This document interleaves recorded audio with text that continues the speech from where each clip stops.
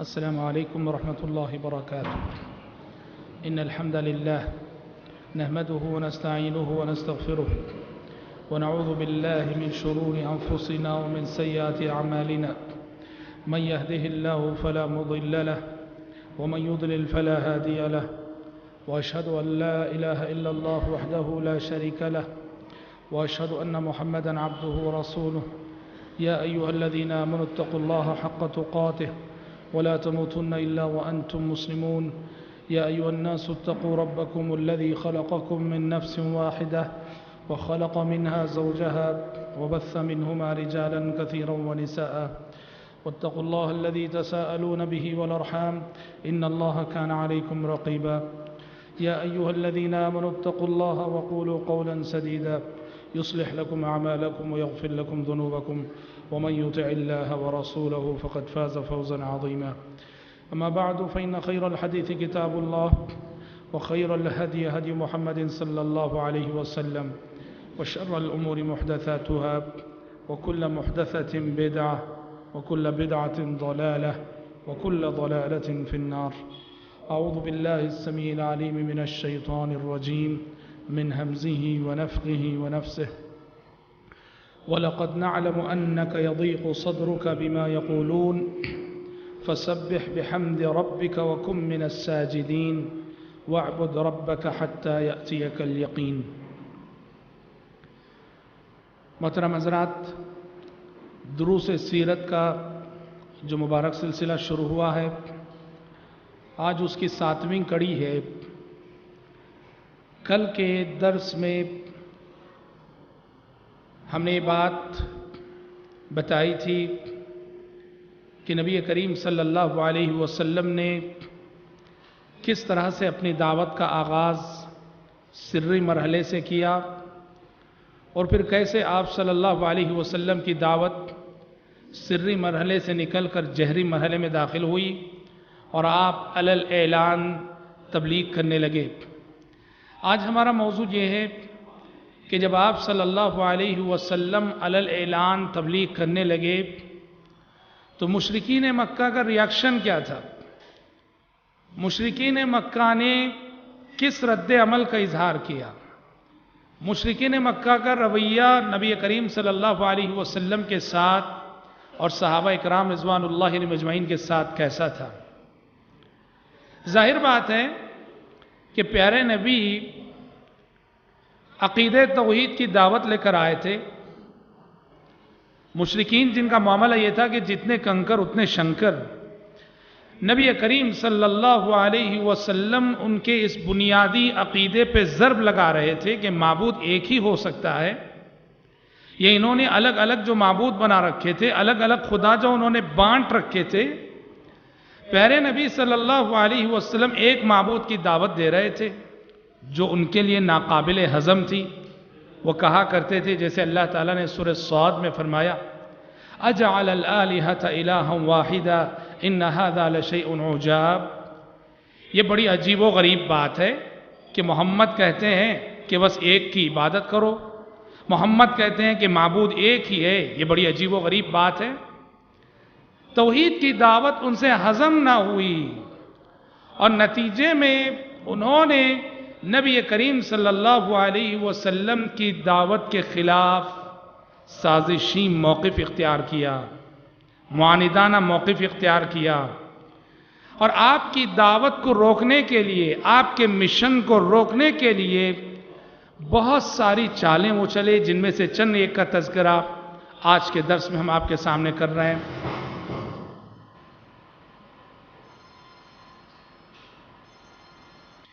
مشرکین مکہ نے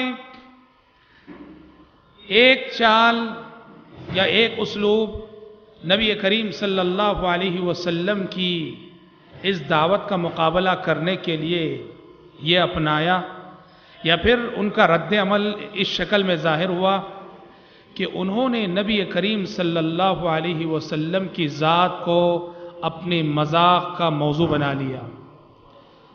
آپ صلی اللہ علیہ وسلم کی ذات ان کے مذاق، ان کے استہزاء کا موضوع تھی. آپ صلی اللہ علیہ وسلم کو طرح طرح کے القاب دیے جانے لگے. کبھی آپ کو شاعر کہا گیا، کبھی آپ کو مجنون کہا گیا، کبھی آپ کو کاہن کہا گیا، طرح طرح کے القاب سے آپ کو نوازا گیا۔ جب بھی آپ گزرتے وہاں ان کی نظروں کے سامنے سے، وہ آپ کی ذات کو تنقید کا موضوع بناتے، آپ کی ذات پہ غلط قسم کے تبصرے کرتے۔ اور قرآن مجید کہتا ہے ان تبصروں کو سن کر پیارے نبی کو بڑی تکلیف ہوتی، آپ بڑے غمزدہ ہوتے، آپ بڑے رنجیدہ دل ہوتے۔ ظاہر بات ہے کہ بشر تھے، انسان تھے۔ قرآن نے کہا وَلَقَدْ نَعْلَمُ أَنَّكَ يَضِيقُ صَدْرُكَ بِمَا يَقُولُونَ، اے پیغمبر ہم خوب جانتے ہیں کہ مشرکین مکہ جو کچھ کہہ رہے ہیں، ان کی تنقیدوں کو سن کر، ان کے طعنوں کو سن کر، ان کے تبصروں کو سن کر آپ کو دلی تکلیف ہو رہی ہے، آپ کا سینہ گھٹ رہا ہے، آپ کا دل تنگ ہو رہا ہے، ہم خوب جانتے ہیں۔ علاج کیا ہے؟ علاج یہ ہے فَسَبِّحْ بِحَمْدِ رَبِّكَ۔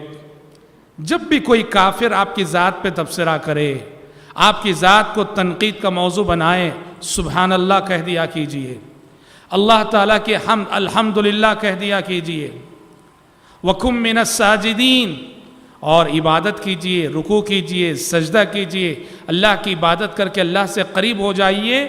اللہ تعالیٰ سے یہ قربت آپ کے زخموں پر مرہم رکھے گی۔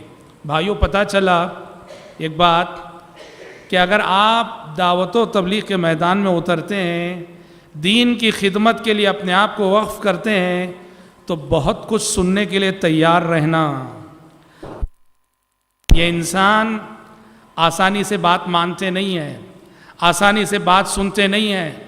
پیغمبر جن کے اخلاق سب سے مثالی، جن کا کردار سب سے بلند، اور جو سبحان اللہ کردار کی اتنی خوبیاں رکھتے تھے، جب پیغمبر بچ نہ سکے لوگوں کی تنقیدوں سے، لوگوں کے طعنوں سے، لوگوں کے تبصروں سے، بتاؤ کون ہے جو بچ سکتا ہے؟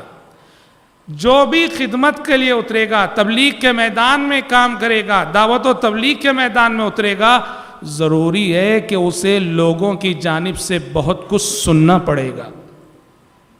اور دوسرے الفاظ میں اگر ہم کہیں، ہمیں اپنی شخصیت کو بھلا کر میدان دعوت میں اترنا ہے۔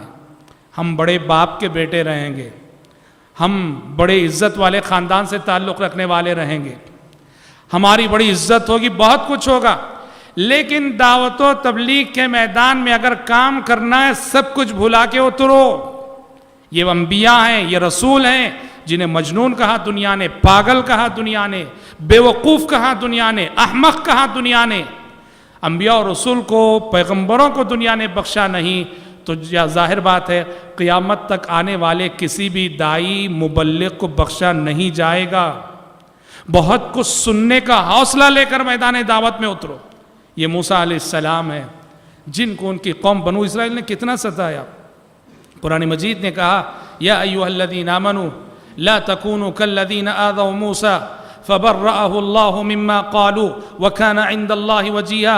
اے ایمان والو، اس قوم بنو اسرائیل کی طرح نہ ہو جاؤ، اس قوم بنو اسرائیل جیسے نہ ہو جاؤ جس نے اللہ کے پیغمبر موسیٰ علیہ السلام کو بڑی تکلیف دی، بہت ستایا۔ تو پتہ چلا کہ دعوت و تبلیغ کا کام ایک ایسا کام ہے جہاں میری اور آپ کی شخصیت تنقیدوں کا موضوع بنے گی۔ کبھی ہمت نہیں ہارنا، اللہ سے قریب ہونا، اللہ سے جڑے رہنا۔ لوگوں کی تنقیدیں، لوگوں کے تبصرے ہمیں نقصان نہیں پہنچا سکتے۔ تو مشرکین مکہ نے ایک تو یہ کیا کہ جب پیارے نبی پہ نظر پڑی، طعن و تشنی کے تیر چلانا، اَأُلْقِيَ الذِّكْرُ عَلَيْهِ مِن بَيْنِنَا۔ اچھا، اللہ تعالیٰ کو اس کے سوا کوئی نہیں ملا کہ نبی بنانے کے لیے؟ اللہ تعالیٰ کو اس کے سوا کوئی نہیں ملا کہ رسول بنانے کے لیے؟ طنز بھرے جملے، طنز بھرے تیر آپ صلی اللہ علیہ وسلم پہ وہ لوگ چلاتے تھے۔ آپ صلی اللہ علیہ وسلم اللہ کی خاطر سب برداشت کرتے تھے۔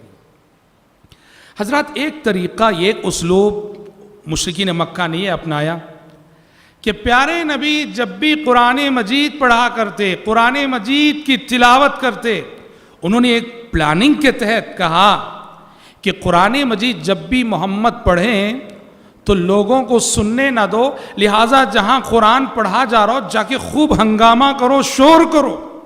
اللہ تعالیٰ نے کہا وقال الذين كفروا لا تسمعوا لهذا القرآن والغوا فيه لعلكم تغلبون. کافروں نے کہا اس قرآن کو نہ سنو اور نہ سننے دو، اس لیے کیا کرنا ہے؟ خوب شور کرو، ہنگامہ کرو کہ تلاوت کی آواز کسی کے کانوں میں نہ پڑے. اور اتنا ہی نہیں، قرآن کی اسلوب کی طرف لوگ جب راغب ہو رہے تھے، قرآن کو سننے والے جب لوگ متاثر ہو رہے تھے، نضر بن حارث جو نبی کریم صلی اللہ علیہ وسلم کا سخت ترین دشمن تھا، وہ کیا کیا؟ وہ شام گیا، شام کے مارکیٹ گیا بزنس کے سلسلے میں، وہاں سے قصے کہانیوں کی کتابیں لے کر آیا، پرانے بادشاہوں کے قصے، اور لوگوں سے کہتا تھا کہ لوگوں، محمد کے قرآن سے یہ کہانیاں زیادہ اچھی ہیں، محمد کے کلام سے یہ قصے زیادہ مفید ہیں، انہیں پڑھا کرو، انہیں سنا کرو. تقسیم کرتا تھا کہانیوں کی کتابیں. ہاں، معلوم ہوا قرآن کو چھوڑ کر قصے کہانیوں کے پیچھے پڑھنا، ایسے قصے، بے بنیاد واقعات، بے بنیاد کہانیاں، یہ نضر بن حارث کا طریقہ تھا. اسی کے سلسلے میں آسمان سے وحی نازل ہو گئی. وَمِنَ النَّاسِ مَن يَشْتَرِي لَهْوَ الْحَدِيثِ لِيُضِلَّ عَن سَبِيلِ اللَّهِ. کچھ لوگ ایسے ہیں جو بیکار کی باتیں خرید کر لاتے ہیں، بیکار کی باتیں یعنی بیکار کی کتابیں، بیکار کے قصے، بیکار کی کہانیاں، کہ ان قصوں اور کہانیوں کے ذریعے سے لوگوں کو اللہ کی کتاب سے دور کر دیں، اللہ کی کتاب سے جو ہے بہکا دیں. ایک طریقہ انہوں نے یہ اپنایا، قرآن سننے نہ دو اور کسی کو پڑھنے نہ دو قرآن مجید. آپ صلی اللہ علیہ وسلم ان تمام باتوں کی پرواہ کیے بغیر آپ آگے بڑھتے رہے. دعوتی کام آپ کا جاری رہا، دعوتی سفر آپ کا جاری رہا. تو ایک مرتبہ بڑے بے بس ہو کر مشرکین مکہ نے یہ طے کیا کہ ایسا کرتے ہیں کہ نبی کے چچا ابو طالب سے جا کے شکایت کرتے ہیں. اس لیے کہ ابو طالب کافر تھے، مشرک تھے، پر ہمارے نبی کا پورا ساتھ دے رہے تھے، ہمارے نبی کا پورا تعاون کر رہے تھے. بھتیجے تھے تو بھتیجے ہونے کی حیثیت سے ابو طالب نبی کریم صلی اللہ علیہ وسلم کے ساتھ ان کی ہمدردیاں تھیں اور وہ پوری طرح تعاون کر رہے تھے. مشرکین مکہ کا وفد اور مشرکین مکہ کا قافلہ ابو طالب کے پاس آیا اور آ کے کہا کہ اے ابو طالب، تمہارے بھتیجے محمد نے حد کر دی، ہمارے خداؤں کو برا بھلا کہہ رہا ہے، وہ رشتہ داری میں پھوٹ ڈال رہا ہے، وہ ہم آپ کی خاطر چپ ہیں. اے ابو طالب، اپنے بھتیجے کو نصیحت کیجئے، سمجھا لیجئے. پیارے نبی ابو طالب نے پیارے نبی کو بلا کے سمجھانے کی کوشش کی. تو پیارے نبی نے اس وقت صلوات اللہ وسلام علیہ، نبی کریم صلی اللہ علیہ وسلم نے وہ تاریخی جواب دیا تھا.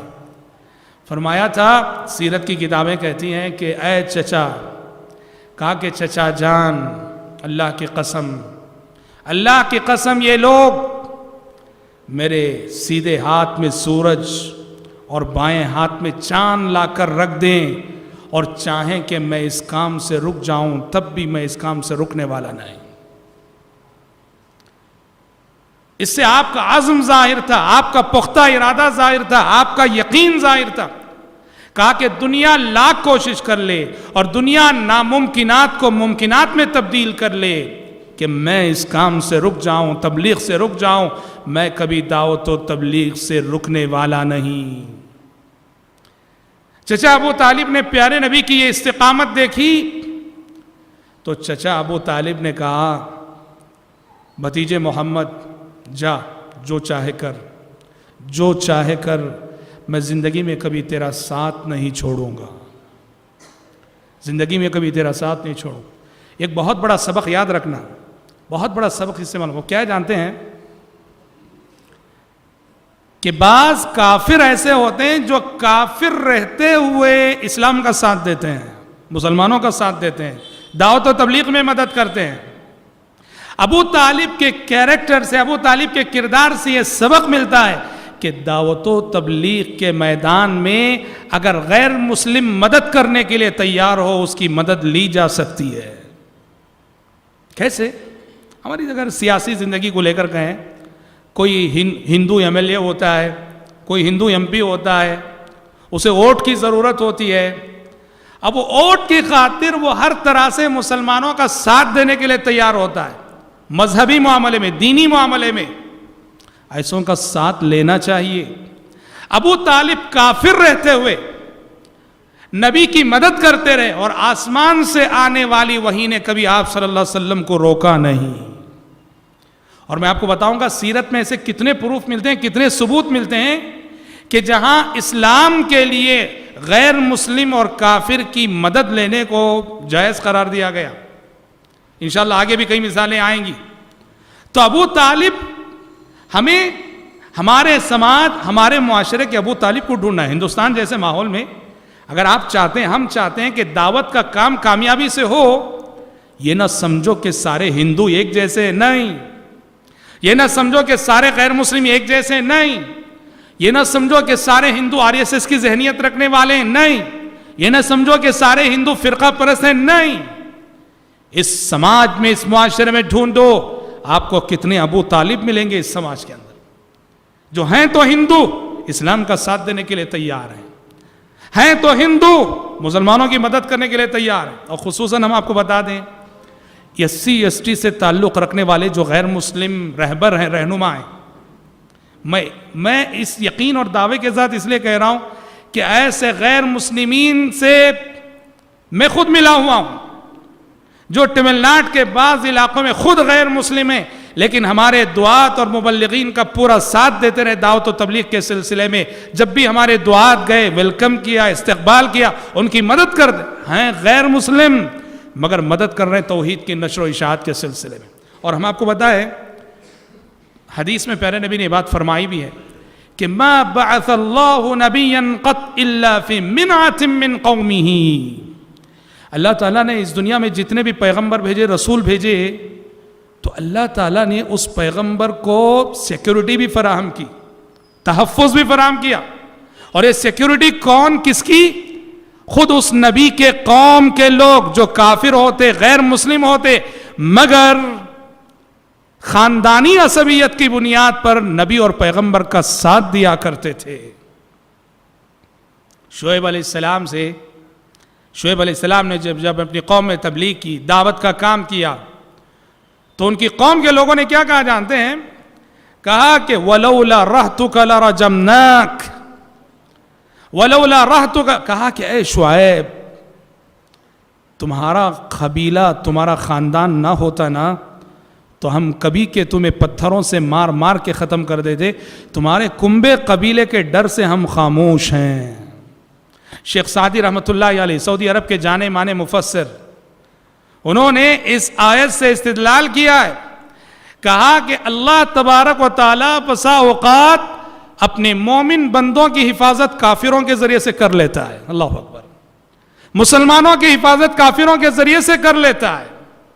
اور حدیث میں پیارے نبی نے فرمایا بھی ہے, صریح حدیث ہے, آپ نے فرمایا ان اللہ تعالی لیؤید ھذا الدین بالرجل الکافر الفاجر. اللہ تعالیٰ کا ایک قانون یہ ہے کہ کبھی کبھی اللہ اپنے دین کی مدد کس سے لیتا ہے؟ اللہ تعالیٰ اپنے دین کی مدد کبھی کافر سے بھی لے لیتا ہے, کبھی فاسق و فاجر سے بھی دین کی مدد لے لیتا ہے. بہت بڑی بات ہے. تو لہٰذا ابو طالب کا جو رول تھا, ابو طالب کا جو کردار تھا, ہمارے سماج, ہماری سوسائٹی میں میرے بھائیوں جو غیر مسلم ہیں, ہمیں ہمارے سماج اور ہماری سوسائٹی کے ابو طالب کو ڈھونڈنے کی ضرورت ہے, جس کی مدد سے, جس کے تعاون سے دعوت و تبلیغ کے راستے میں آنے والی دشواریاں اللہ کے فضل و کرم اور اس کی توفیق سے حل ہوتی ہیں. اچھا, ابو طالب کے پاس جانے کے بعد بھی جب بات نہ بنی اور پیارے نبی دعوت و تبلیغ سے رکے نہیں, تو بلاخر مشرکین مکہ کمپرومائز پر اتر آئے. مفاہمت, آپ دیکھیے, آپ اس حیثیت سے سنیے کہ جو شخص بھی دعوت و تبلیغ کے میدان میں کام کرے گا, کیسے کیسے چیلنجز آ سکتے ہیں, کیسی کیسی مشکلات آتی ہیں, کن کن صورتوں میں چیلنجز آتے ہیں. جی, جب دیکھا کہ بات نہیں بن رہی ہے, مفاہمت پر اتر آئے, کمپرومائز پر اتر آئے. کیا مفاہمت, کیا کمپرومائز؟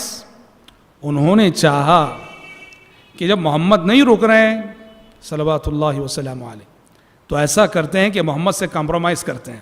اچھا کیا کمپرومائز, کیا مفاہمت؟ پیارے نبی کے پاس گئے, جا کے کہا کہ محمد چلو, جب تم رکنے والے نہیں ہو تو ایسا کرتے ہیں کہ 1 سال ہم تمہارے معبود کی عبادت کرتے ہیں, جس اللہ کی طرف تم بلا رہے ہو, چلو 1 سال ہم تمہارے اللہ کی عبادت کرتے ہیں. بس مکے کے ماحول کو, یہاں کی الفت کو, یہاں کی محبت کو باقی رکھنے کے لیے تم 1 سال تم بھی ہمارے خداؤں کی عبادت کر لینا, کچھ لو اور کچھ دو. آسمان سے فوراً وہی نازل ہو گئی, وَدُّوا لَوْ تُدْهِنُ فَيُدْهِنُونَ وَلَا تُطِعْ كُلَّ حَلَّافٍ مَّهِينٍ. اے پیغمبر یہ چاہتے ہیں کہ آپ ذرا ڈھیلے ہو جائیں, ہرگز ایسا نہ کرنا. اور اسی وقت یہ آیت نازل ہو گئی, قُلْ يَا أَيُّهَا الْكَافِرُونَ لَا أَعْبُدُ مَا تَعْبُدُونَ وَلَا أَنْتُمْ عَابِدُونَ مَا أَعْبُدُ وَلَا أَنَا عَابِدٌ مَا عَبَدتُّمْ وَلَا أَنْتُمْ عَابِدُونَ مَا أَعْبُدُ لَكُمْ دِينُكُمْ وَلِيَ دِينِ. جس میں صاف طور پر کھلے الفاظ میں کہہ دیا گیا کہ توحید و شرک کے معاملے میں کوئی کمپرومائز نہیں, اسلام اور کفر کے معاملے میں کوئی کمپرومائز نہیں. اور حضرات یاد رکھو, اسلام کا خلاصہ, اسلام کا نچوڑ, سارے پیغمبروں کی دعوت کا نچوڑ, آدم علیہ السلام سے محمد صلی اللہ علیہ وسلم تک آئے ہوئے پیغمبروں کی دعوت کا نچوڑ توحید ہے, توحید ہے, توحید ہے. شریعت, اسلام دوسری چیزوں کو وقتی طور پہ برداشت کر سکتا, اس نے برداشت کیا. آپ پوری انسانی تاریخ میں نہیں دکھا سکتے کہ اسلام نے کبھی شرک کو برداشت کیا ہو, کبھی نہیں دکھا سکتے. سود, بیچ, اس کو برداشت کیا اسلام نے.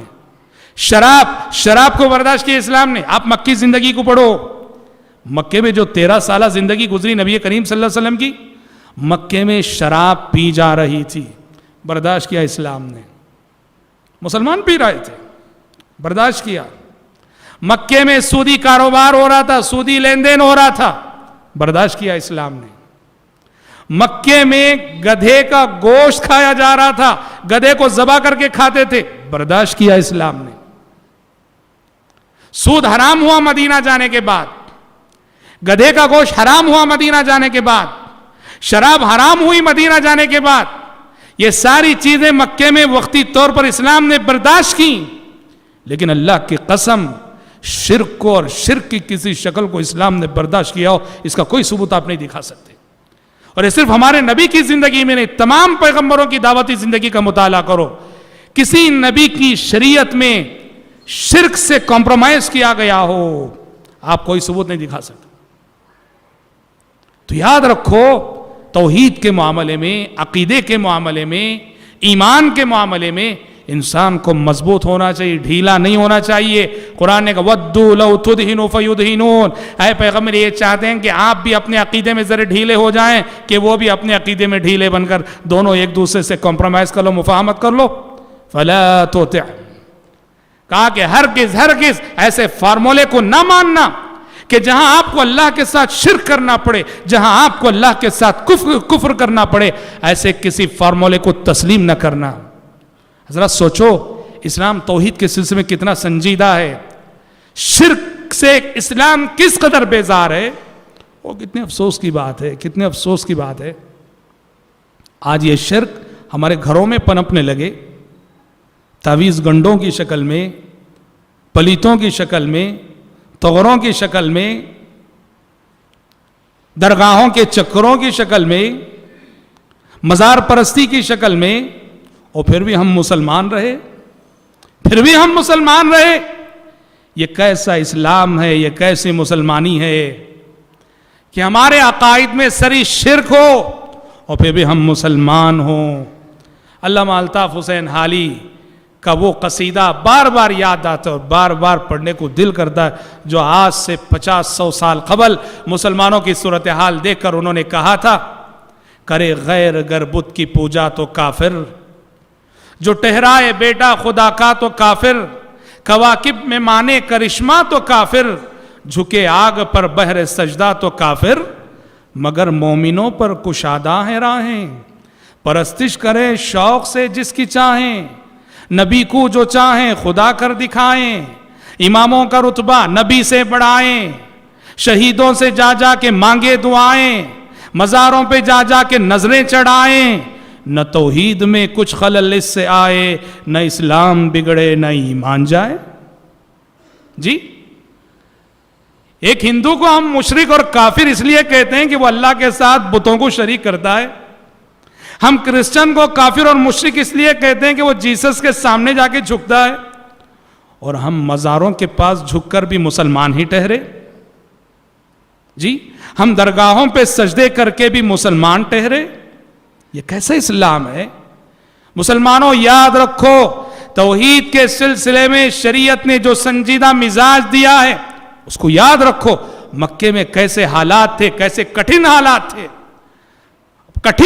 تھے، مشکل حالات تھے، اور ایسے حالات میں خود مشرکین مکہ نے کمپرومائز کی رائے اور کمپرومائز کی پیشکش کی، مگر شریعت نے اور آسمان سے آنے والی وحی نے توحید اور شرک کے معاملے میں، کفر اور اسلام کے معاملے میں کسی بھی طرح کے کمپرومائز اور مفاہمت و مصالحت کو برداشت نہیں کیا۔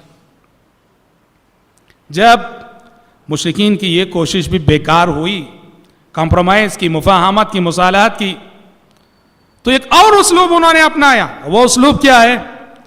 جسے ہم اردو زبان میں کہتے ہیں ترغیب کا اسلوب۔ اب تک جو کرتے رہے وہ ڈرانا، دھمکانا، جی وغیرہ وغیرہ، اب انہوں نے ایک اسلوب اپنایا، ترغیب کا اسلوب۔ اور ترغیب کا اسلوب کیا ہے؟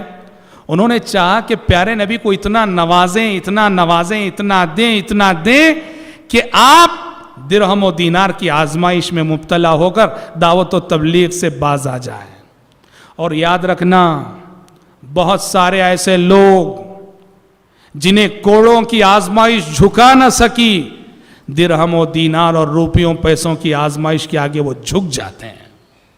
یاد رکھنا، یہ بہت خطرناک آزمائش ہوتی ہے۔ میں نے کوڑوں کی مار برداشت کر لی، کوڑوں کی ضرب برداشت کر لی، تانے برداشت کر لیے، تنقیدیں برداشت کر لیں، جسمانی اذیتیں برداشت کر لیں، لیکن جب میں گزارا گیا روپے پیسوں کے امتحان سے، جب میں گزارا گیا درہم و دینار کے امتحان سے، میرا سارا تقوی جواب دے گیا اور میری ساری استقامت جواب دے گئی۔ مشرکین مکہ نے وہی کیا۔ جب کوئی تدبیر کام نہیں آئی، انہوں نے کہا چلو اس راستے سے جاتے ہیں، محمد کو پوچھیں گے کہ وہ کیا چاہتا ہے، اور وہ جو چاہتا ہے محمد کو دیں گے ہم، تاکہ وہ رک جائے اس دعوت سے۔ اور اس کے لیے انہوں نے کیا کیا؟ ایک بہت ہی سمجھدار قسم کا سردار جس کا نام تھا عتبہ، بہت سمجھدار تھا، مکے کا ایک سمجھدار سردار، اس کو بھیجا کہ جاؤ محمد سے بات کر کے آؤ، اور ہمیں یقین ہے کہ تم رزلٹ لے کر آؤ گے، جاؤ پوچھو کہ آخر وہ کیا چاہتے ہیں۔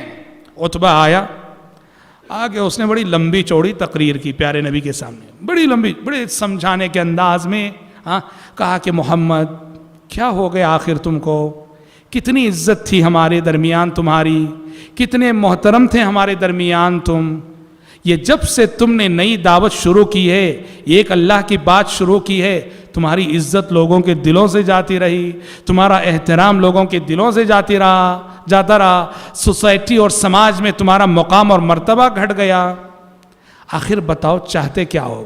کہا کہ محمد آج میں تمہیں دینے کے لیے آیا ہوں۔ کہا چاہتے کیا ہو؟ کہا کہ محمد بادشاہ بننا چاہتے ہو کیا؟ بادشاہ بننا ہے؟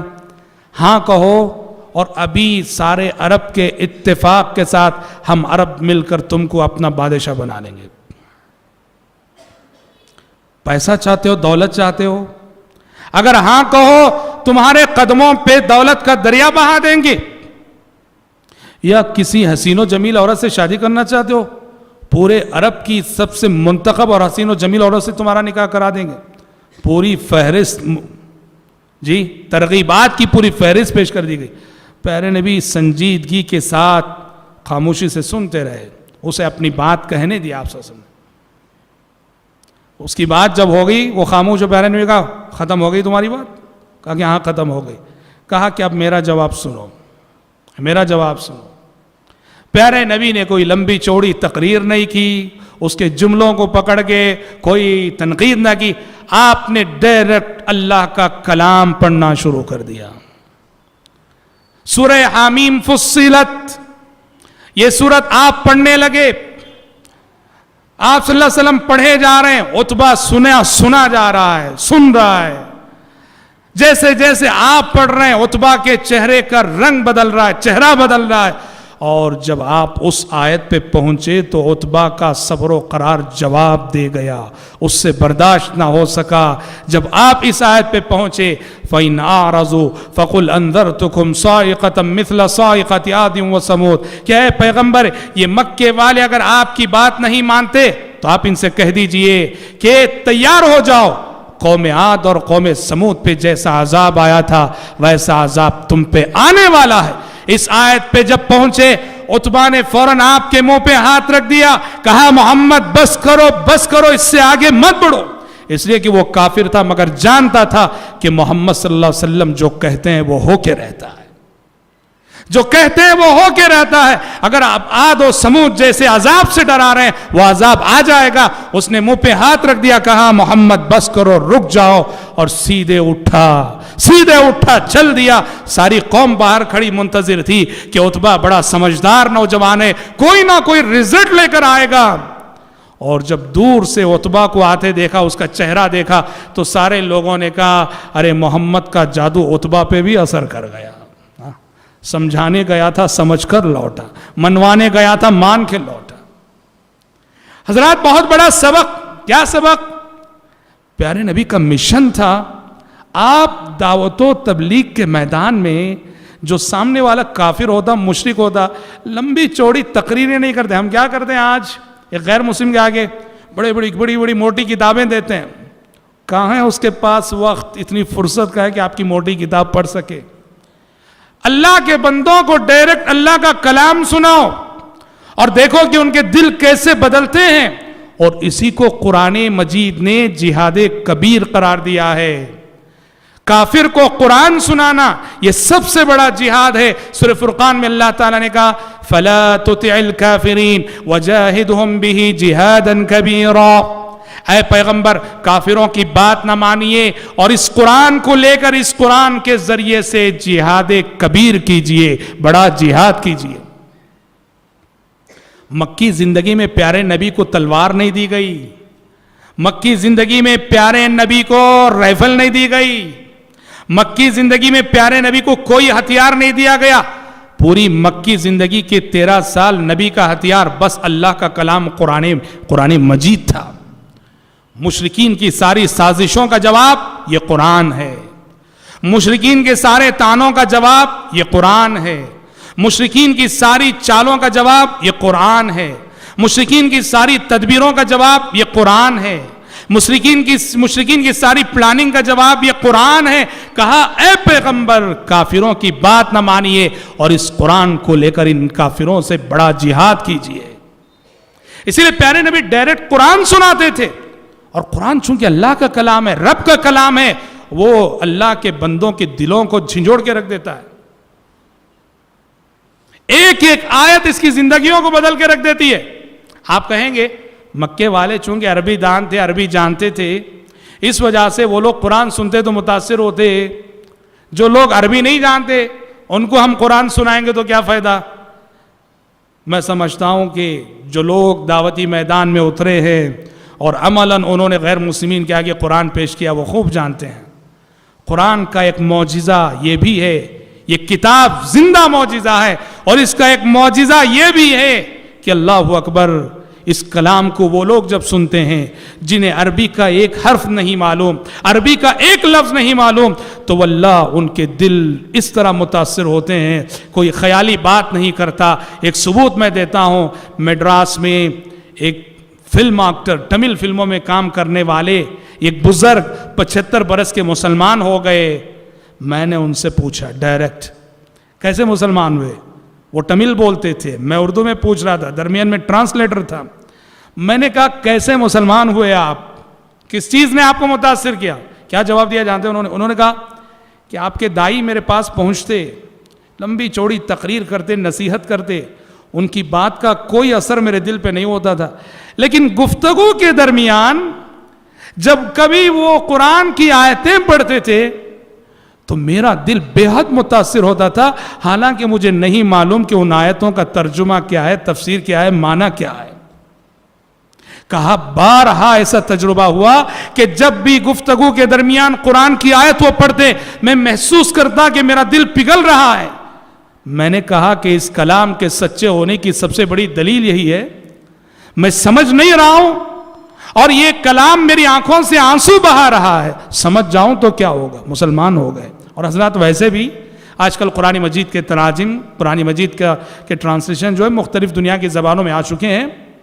دعوت و تبلیغ کے میدان میں مدعو کو آپ قرآن سنائیے، قرآن پڑھائیے۔ کوئی کرسچن ہے، سورہ مریم کھولیے، سورہ مریم کا دوسرا رکوع پڑھائیے اس سے، واللہ اگر وہ سمجھ کر پڑھے گا متاثر ہوئے بغیر نہیں رہ سکتا۔ آخرت اور قیامت کا نقشہ جن آیتوں میں کھینچا گیا، وہ آیتیں سنائیے، وہ آیتیں پڑھوائیے۔ اس قرآن کا معجزہ ہے کہ اس کی ایک ایک آیت زندگیوں کو بدل کے رکھ دیتی ہے۔ اسی لیے پیارے نبی مکے کے 13 سال میں آپ کا مشن یہی تھا، یتلو علیہم آیاتہ، اللہ کے بندوں کو اللہ کا کلام سنانا۔ دیکھیے ڈاکٹر ضیاء الرحمن اعظمی صاحب، آپ جانتے ہیں ڈاکٹر ضیاء الرحمن اعظمی جو کبھی بانکی رام تھے، یو پی کے ایک گھرانے میں، برہمن گھرانے میں پیدا ہوئے۔ آج وہ کہاں ہیں؟ آج وہ اسلامک یونیورسٹی مدینہ منورہ کے حدیث کے سب سے بڑے استاد ہیں، علم حدیث کے سب سے بڑے استاد ہیں۔ جو کبھی بانکی رام تھے، وہ ان کی داستان ہے قبول اسلام کی، گنگا سے زمزم تک انہوں نے لکھا ہے، اپنی داستان لکھی ہے کیسے مسلمان ہوا، اس کا نام انہوں نے دیا گنگا سے زمزم تک۔ وہ لکھتے ہیں قرآن مجید کی ایک آیت میری ہدایت کا ذریعہ بن گئی۔ کون سی آیت؟ ان کے ایک دوست تھے، مسلمان دوست، وہ انہیں پکڑ کے، جبکہ ابھی وہ ہندو ہیں، ایک مسجد میں درس قرآن میں لے کے چلے گئے۔ یاد رکھو، غیر مسلمین کو لے کر آؤ مسجد میں، شریعت ہرگز نہیں روکتی۔ غلط ہے یہ فتویٰ کہ کافر مسجد کے اندر نہیں آ سکتا، غلط ہے یہ فتویٰ کہ غیر مسلم مسجد کے اندر نہیں آ سکتا۔ کس نے کہا؟ حدیثوں سے ثبوت ہے غیر مسلم مسجد کے اندر آ سکتا ہے، انہیں لانا چاہیے۔ وہ طریقہ عبادت کو دیکھیں گے، نماز کو دیکھیں گے، درس سنیں گے، واللہ ان کے دل پگھل جائیں گے۔ ڈاکٹر ضیاء الرحمن اعظمی لکھتے ہیں قرآن کی ایک آیت نے میرے دل کو بدل دیا۔ جس طرح درس قرآن کی مجلس میں وہ شریک ہوئے تو وہاں درس ہو رہا تھا سورہ عنکبوت کی آیت، مثل الذین اتخذوا من دون اللہ اولیاء کمثل العنکبوت اتخذت بیتا وان اوہن البیوت لبیت العنکبوت۔ جن لوگوں نے اللہ کے ساتھ شریک بنا لیے، اللہ کو چھوڑ کر اور خدا بنا لیے، ان کی مثال اس مکڑی کی سی ہے جو گھر بناتی ہے، اور دنیا بھر کی مخلوقات جو گھر بناتی ہیں اس میں سب سے کمزور گھر مکڑی کا گھر ہوتا ہے۔ شرک کی مثال، مشرک کی مثال، بالکل مکڑی کا جو گھر جالے کا اتنا کمزور گھر، اسے نہ گرمی سے بچاتا ہے نہ سردی سے بچاتا ہے، اور ہمیشہ سب کی نظروں میں رہتا ہے، ایک جھاڑو مارنے سے ختم ہو جاتا ہے۔ کہا کہ مشرک بھی ایک ایسے عقیدے میں پناہ لیتا ہے جو عقیدہ کہ اس کی حفاظت نہیں کر سکتا، اسے بچا نہیں سکتا۔ تو ڈاکٹر صاحب لکھتے ہیں اس ایک آیت کا درس میں نے سنا، میرا دل پگھل گیا اور مجھے یوں لگا کہ یہ میرے عقیدے کی تصویر بیان کر رہی ہے آیت۔ تو حضرات، عتبہ کو پیارے نبی نے لمبی چوڑی تقریر کے ذریعے جواب دینے کے بجائے ڈائریکٹ جو قرآن سنایا، اس سے پتہ چلتا ہے کہ دعوت و تبلیغ کے میدان میں کامیابی اور رزلٹ جلد سے جلد آپ چاہتے ہیں تو رب کے بندوں کو رب کا کلام سناؤ، اللہ کے بندوں کو اللہ کا کلام سناؤ۔ اس کلام کے مضامین، اس کلام کی آیتیں زندگیوں کو بدل کر رکھ دیں گی۔ اور حضرات، ایک اور اسلوب جو انہوں نے اسلام کی تبلیغ کو روکنے کے لیے، نبی کریم صلی اللہ علیہ وسلم کی دعوت کو روکنے کے لیے ایک اور طریقہ جو انہوں نے اپنا، وہ کیا تھا؟ پیارے نبی جہاں جہاں جاتے لوگوں کو سمجھانے کے لیے، مارکیٹ میں، بازار میں، موسم حج میں، جہاں جہاں جاتے اور تبلیغ کرتے، پیچھے پیچھے جانا اور لوگوں سے کہنا کہ لوگوں یہ پاگل ہے، یہ دیوانہ ہے، اس کی بات نہ مانو۔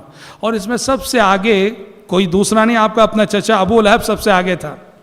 پیارے نبی جس سے ملتے اس کے بعد یہ جا کے ملتا، کہتا کہ یہ دیوانہ ہے، پاگل ہے، اس کی بات مت مانو. اور حد تو یہ ہوئی میرے بھائی، اتنی حد ہو گئی، اتنے مطلب وہ پاگل ہو گئے مکے کے کافر. کوئی بھی شخص مکے کے باہر سے اگر مکے کو آتا، کوئی بھی شخص، ہاں عمرے کرنے کے لیے آتے تھے، وہ کافر رہتے ہوئے بھی عمرہ کرتے تھے، طواف کرتے تھے، کیا کیا کرتے تھے. کوئی بھی شخص مکہ آتا، سیدھے اس کے پاس جاتے اور جا کے کہتے دیکھو یہاں ایک شخص آیا ہے جس کا نام محمد ہے، اس کی باتوں نے اچھوں کو جو گمراہ کر دیا ہے.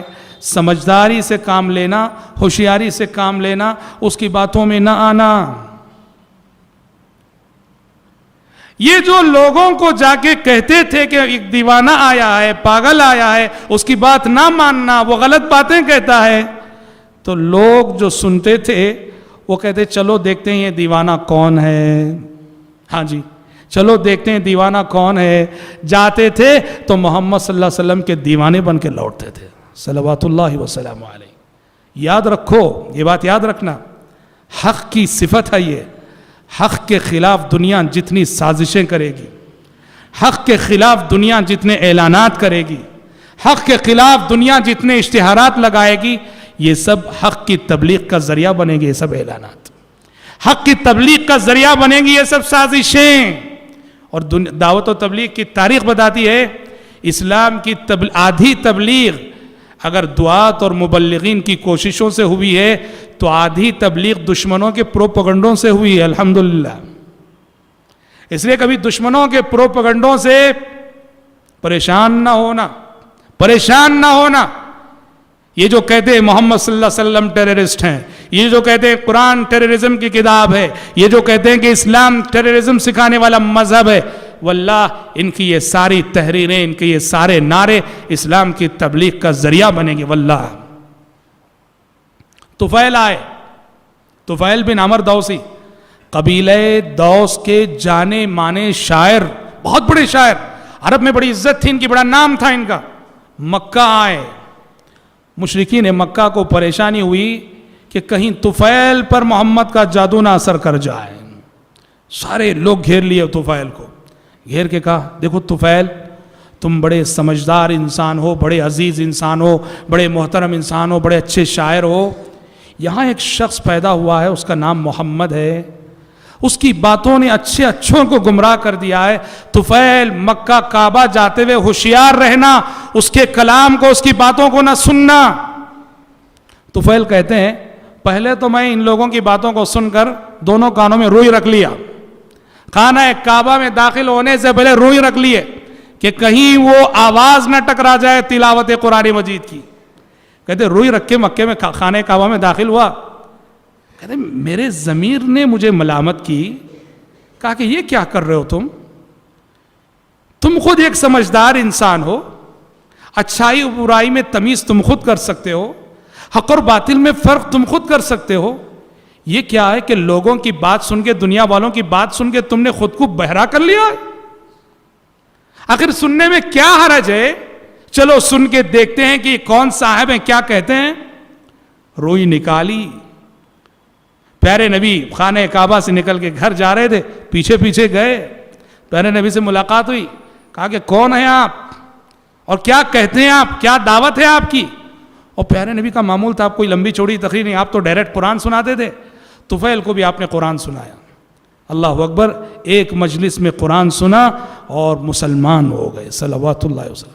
مکے والوں کے لیے یہ خبر ایک بڑے حادثے سے کم نہ تھی، اور بجلی گرنے کی مانند یہ خبر مکے والوں پہ گری کہ طفیل بھی آخر مسلمان ہو گئے. طفیل بن عمر دوسی مسلمان ہونے کے بعد، اور دیکھو مکی زندگی کا یہ تھا، جو شخص بھی مسلمان ہوتا اسلام قبول کرنے کے ساتھ ہی داعی بنتا تھا، مبلغ بنتا تھا. سمجھ رہے ہیں؟ ابو بکر مسلمان ہوئے، جیسے کہ ہم نے سری دعوت میں مسلمان ہوتی وہ داعی بن گئے. ان کی کوششوں سے حضرت عثمان، حضرت سعد بن ابی وقاص، حضرت طلحہ بن عبید اللہ، حضرت عبد الرحمن بن عوف رضی اللہ عنہم مسلمان ہوئے. ادھر طفیل نے کلمہ پڑھا، ادھر پیارے نبی نے کہا طفیل اب تمہاری ذمہ داری ہے، داعی بن کر جاؤ اور اپنے قبیلے دوس میں کام کرو. ان کے قبیلے کا نام تھا قبیلے دوس. حضرت طفیل گئے، جا کر کام کیا، محنت کی کوشش کی. ایک شخص بھی مسلمان نہ ہوا, ایک آدمی بھی مسلمان نہ ہوا. اپنی قوم پہ انہیں بہت غصہ آیا اور پیارے نبی کی خدمت میں آئے. بخاری کی حدیث ہے, ابو ہریرہ راوی ہیں کہ پیارے نبی کی خدمت میں آ کے طفیل نے کہا یا رسول اللہ ان دوسا قد عصت وابت فادع اللہ علیہ. کہا اللہ کے نبی, میرا جو قبیلہ دوس ہے, بہت کوشش کی میں نے, بہت سمجھایا, اس نے میری بات نہیں مانی, نافرمانی کی, دین اسلام کو قبول نہیں کیا. لہٰذا میں آپ کی خدمت میں درخواست لے کے آیا ہوں کہ بد دعا کیجئے میرے قبیلے پر, اللہ اس قبیلے کو غارت کرے جس نے حق کو جھٹلایا ہے. پیارے نبی نے ان کی یہ درخواست سنی, سیدھے اٹھ کھڑے ہوئے, ہاتھ اٹھا دیے, قبلہ رو ہو گئے. لوگوں نے کہا ہلاکو, لوگوں نے کہا پیارے نبی نے ہاتھ اٹھا دیے, پیارے نبی قبلہ رو ہو گئے. اب تو قبیلے دوس کی تباہی کا وقت آ گیا, ابھی بد دعا ہوگی وہ غارت ہو کے رہ جائے گا. پیارے نبی نے کہا اللہم اہدی دوسا وأت بہم, پروردگارا قبیلے دوس کو ہدایت دے دے اور انہیں مطیع و فرما بردار بنا کر میری خدمت میں لے آ. درخواست ہوئی بد دعا کی اور پیارے نبی نے اٹھ کر دعا دی, اور دعا دینے کے بعد طفیل سے کہا طفیل اب جاؤ. طفیل گئے اور اب کی بار کافی رزلٹ نکلا. قبیلے نے بات مانی, مشرف با اسلام ہوا, اور شاید حضرت طفیل بن عمر دوسی کی منقبت کے لیے اتنا کافی ہے کہ مشہور صحابی حافظ صحابہ ابو ہریرہ رضی اللہ عنہ انہی طفیل بن عمر دوسی کی کوششوں سے مسلمان ہوئے تھے. اللہ اکبر, کتنی بڑی بات ہے. دیکھ رہے ہیں آپ, یہ وہی طفیل ہے کہ دشمنوں نے مل کے کہا تھا یہاں ایک دیوانہ آ گیا, اس کی بات نہ ماننا, اس کی بات نہ سننا. لیکن وہی دشمنوں کے یہ تانے, دشمنوں کی یہ سب سازشیں تشہیر کا ذریعہ بن گئیں. اور ہر دور میں حق کے ساتھ یہی ہوا ہے کہ حق کے خلاف جتنا شور مچایا جاتا ہے, جتنا ہنگامہ ہوتا ہے, وہ شور اور ہنگامہ حق کی تبلیغ کا ذریعہ بنتا ہے. اس لیے کبھی بھی حق پرستوں کو باطل پرستوں کے شور اور ہنگاموں سے خوف زدہ نہیں ہونا چاہیے. آج ہم اسی پر اکتفا کرتے ہیں. کل ہم انشاءاللہ سنیں گے کہ جب یہ ساری کوششیں ناکام ہو گئیں تو بالآخر مشرکین مکہ جسمانی اذیتوں پہ اتر آئے, مارنے لگے, ستانے لگے صحابہ کو. خود نبی کریم صلی اللہ علیہ وسلم کو کیسی کیسی اذیتیں دی گئیں, کیسا کیسا ستایا گیا, اور کیا کچھ ہوا, یہ ہم انشاءاللہ تعالی کل کے درس میں سنیں گے. آج اسی پر اکتفا کرتے ہوئے دعا کرتے ہیں کہ رب العالمین ہم سب کو, آپ سب کو سیرت رسول کی روشنی میں اور سیرت رسول کے سانچے میں اپنی عملی زندگی کو ڈھالنے کی توفیق عطا فرمائے. آمین. وآخر دعوانا